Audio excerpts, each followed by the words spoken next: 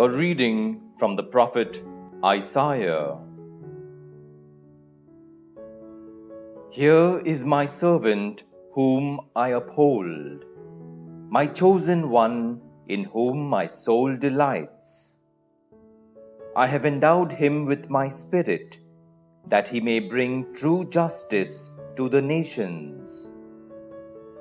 He does not cry out or shout aloud, or make his voice heard in the streets.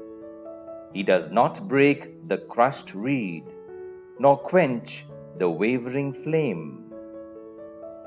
Faithfully he brings true justice.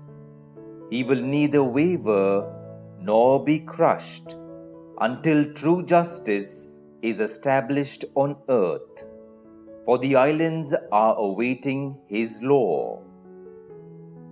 Thus says God the Lord, He who created the heavens and spread them out, who gave shape to the earth and what comes from it, who gave breath to its people and life to the creatures that move in it.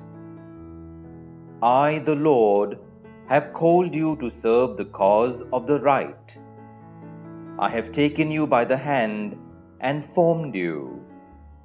I have appointed you as covenant of the people and light of the nations, to open the eyes of the blind, to free the captives from prison, and those who live in darkness from the dungeon. The word of the Lord. Thanks be to God. A reading from the Gospel according to John.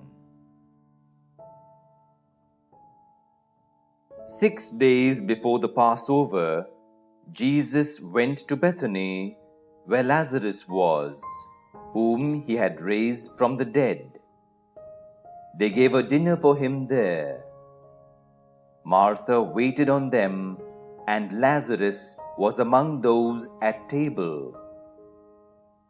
Mary brought in a pound of very costly ointment, pure nard, and with it anointed the feet of Jesus, wiping them with her hair.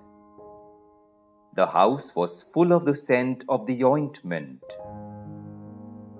Then Judas Iscariot, one of his disciples, the man who was to betray him, said, "Why wasn't this ointment sold for 300 denarii, and the money given to the poor?" He said this not because he cared about the poor, but because he was a thief. He was in charge of the common fund, and he used to help himself to the contributions. So Jesus said, "Leave her alone. She had to keep this scent for the day of my burial. You have the poor with you always. You will not always have me."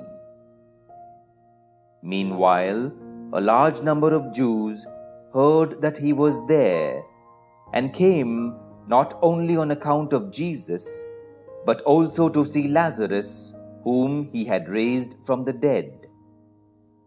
Then the chief priests decided to kill Lazarus as well, since it was on his account that many of the Jews were leaving them and believing in Jesus. The Gospel of the Lord. Praise be to you, O Lord Jesus Christ.